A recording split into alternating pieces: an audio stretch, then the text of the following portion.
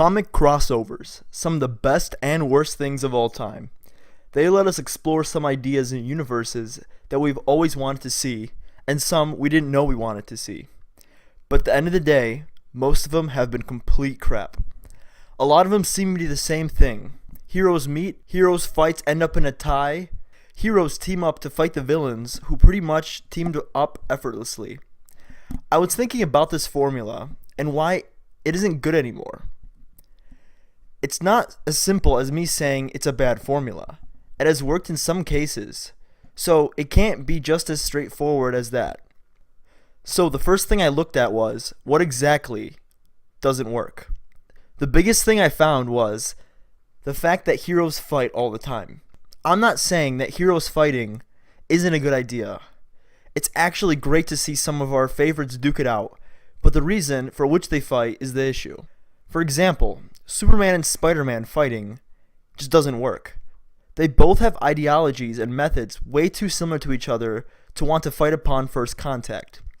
Both characters fight bad guys and save citizens of their respective cities. Both don't kill, and neither of them have anything against superhumans, so why would they fight? However, there are some good examples of how characters fighting can work. One example is from Batman Judge Dredd. In this situation, one character is a law enforcer who lives in a city where law is the most important thing, while the other is a vigilante making up his own rules who lives in a city void of many laws. Now, this is a scenario where these two can disagree and see the other as an enemy, and it makes perfect sense. What I want to say is, our heroes who meet for the first time shouldn't be subjected to a strict formula, but should rather have their views and morals be taken into consideration, and the outcome should be a realistic one if two people of those kind of natures met. The second thing that happens is, the villains for both of the heroes meet and get along. This has less problems with it than the heroes meeting up and fighting, because villains should get along because of their hatred for peace and the heroes. But the writers should choose their villains more carefully. For example, in the Batman-Spider-Man crossover, the villains that are chosen are Joker and Carnage. Both of these are crazy maniacs who hate their heroes a lot.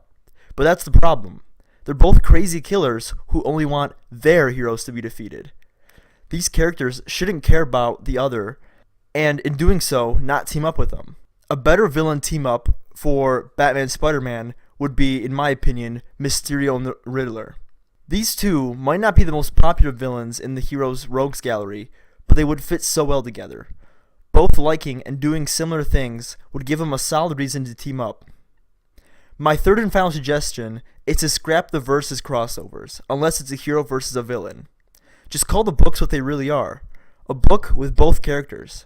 Spider-Man Batman shouldn't be Spider-Man versus Batman. Like I said before, they shouldn't fight, and even if they did, it shouldn't be the main focus of the book. So what I'm saying is, Spider-Man vs. Superman is bad, while Batman vs. Aliens is good.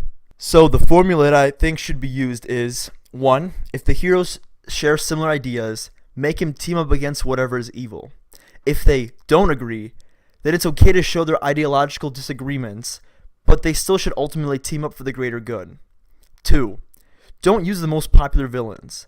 Pick some that would have a good reason to team up and who would complement each other well. And 3, something I haven't mentioned yet is, don't cement it in continuity. We don't need this story to affect our heroes in their ongoing books. These just need to be fun stories that anyone who knows the characters should just be able to pick up and enjoy. Thank you for watching this video, and if you want to see more of this kind of content, subscribe down below. Until next time, thanks for watching.